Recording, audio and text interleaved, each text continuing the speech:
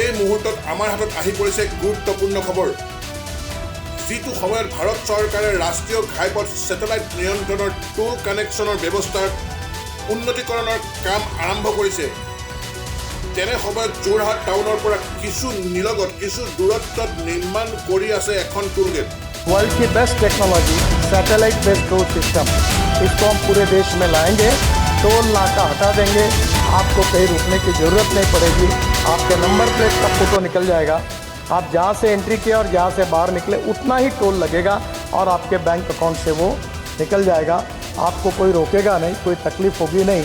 ऐसी व्यवस्था code of conduct लागू होने के पहले देश में लागू करने का हम प्रयास करें। তাৰোপৰি কেন্দ্ৰীয় চৰকাৰৰ ৰাষ্ট্ৰীয় ঘাইপথ নিৰ্দেশনাৰ বৃদ্ধাংগুষ্ঠ প্ৰদৰ্শন কৰি দুখনকৈ টোল গেটৰ মাজত থকা 60 কিলোমিটাৰ দূৰত্বৰ নিয়ম উলংঘা কৰি টোল গেটখন নিৰ্মাণ কৰিবলৈ লোৱা কাৰ্যক ঘোৰ প্ৰতিবাদ কৰিছে জনতাই। চৰকাৰৰ আইন উলংঘা কৰি কাৰ পৃষ্ঠপোষকতাত এই অবৈধ টোল গেটখন নিৰ্মাণ কৰিবলৈ লোৱা হৈছে, এই তথ্য ৰাজহুৱা কৰিবলৈ চৰকাৰক আহ্বান জনাইছে যোৰহাটৰ বীৰ লাচিত সেনাৰ সদস্যসকলে। যোৱা 10টা বছৰে যোৰহাটৰ বাইপাছৰ পৰা জাজিলৈকে এই পথছোৱাৰ কাম সম্পূৰ্ণ কৰিব নোৱাৰা 4 লেন নিৰ্মাণৰ ঠিকা পোৱা কেইটামান কোম্পানীয়ে চৰকাৰৰ টকা আত্মসাৎ কৰি পথ নিৰ্মাণৰ কাম আধৰুৱা কৰি এৰি যোৱা পৰিলক্ষিত হৈছে। আনহাতে কেন্দ্ৰীয় চৰকাৰৰ মন্ত্ৰী নীতিন গাডকাৰীয়ে সদনৰ মজিয়াত উল্লেখ কৰা মতে দুখন টোল গেটৰ মাজৰ ব্যৱধান 60 কিলোমিটাৰ কম হ'লে সেই টোল গেট অবৈধ আৰু উঠাই দিব লাগিব। এতিয়া কথা হ'ল যে যোৰহাট মেলেঙত নিৰ্মাণ কৰিবলৈ লোৱা টোল গেটখন 37 নং ৰাষ্ট্ৰীয় ঘাইপথৰ গোলাঘাট ৰঙামাটিত থকা টোল গেটৰ মাজৰ ব্যৱধান মাত্ৰ 47 কিলোমিটাৰ। এনে পৰিলক্ষিতত কাৰ আশীৰ্বাদত কোনে এই টোল গেটখন নিৰ্মাণৰ ঠিকা লাভ কৰিলে, এই লৈ উজনি অসমত ভীষণ প্ৰতিক্ৰিয়া আৰম্ভ হৈছে। কথা উঠি লাজৰ কথা উঠি মানে নিজৰ নাক কাটি জেপত ভৰাই ল'বলগীয়া অৱস্থা হ'ব লাগে আচলতে মন্ত্ৰী মোটাকৰবিলাকৰ। এই যোৰহাট বাইপাছৰ পৰা জাজিলৈকে যিটো পথ 4 লেন নিৰ্মাণৰ যিটো কাম কাজ চলি আছিল, এতিয়ালৈকে কেইবাটাও কোম্পানী সলনি হ'ল, কাম কৰিব নোৱাৰি পেলাই ইয়াৰ পৰা আঁতৰি গুচি গ'ল, পলাই গুচি গ'ল কিছুমান। এতিয়াতো শুনিছোঁ ক'ৰবাত কিবা কিবি বস্তু বিক্ৰীও হৈছে। এতিয়া আটাইতকৈ ডাঙৰ কথাটো হৈছে যে এই 40 কিলোমিটাৰমান পথ নিৰ্মাণ কৰিবলৈ 2009 চনতে ইয়াৰ জোখমাখৰ কাম আৰম্ভ হৈছিল। 2014 চনৰ পৰা আজি 2024 চনলৈকে 10 বছৰেও এই পথছোৱাৰ কাম তেওঁলোকে সম্পূৰ্ণ কৰিব নোৱাৰিলে।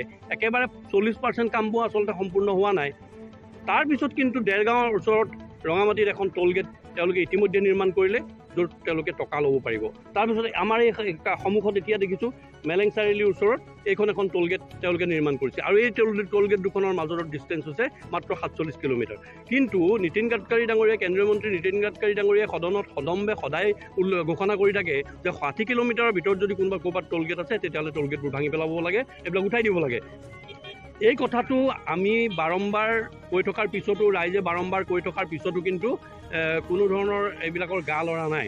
এতিয়া আমি দুটা কথা ক'ব বিচাৰিছোঁ যে 4 লেনটো নিৰ্মাণ কাৰ্যটো অতি সামূহিক গতিৰে হৈছে আৰু টোল গেটৰ নিৰ্মাণ কাৰ্যটো হৈছে চিতাবাঘৰ গতিত। ইয়াৰ কাৰণ হৈছে, এটাই কাৰণ হ'ব লাগিব যে জনসাধাৰণক যিটো আচলতে সুবিধা দিব লাগে, পথৰ নিৰ্মাণ কৰি চৰকাৰে সুবিধা দিব লাগে, এই সুবিধা দিয়াৰ পৰিৱৰ্তে জনসাধাৰণৰ শোষণ বঞ্চনা কৰিবৰ কাৰণে, জনসাধাৰণৰ তৰফৰ পৰা টকা লুট কৰি লৈ যাবৰ কাৰণে টোল গেটবিলাক আগতীয়াকৈ নিৰ্মাণ কৰি লোৱা হৈছে, যাতে ৰাস্তাটো সম্পূৰ্ণ হ'ব, লগে লগে যাতে টকা ল'ব পাৰে, তেওঁলোকে যাতে লগে লগে টকা ল'ব পাৰে, এই তাৰ ব্যৱস্থা কৰিছে।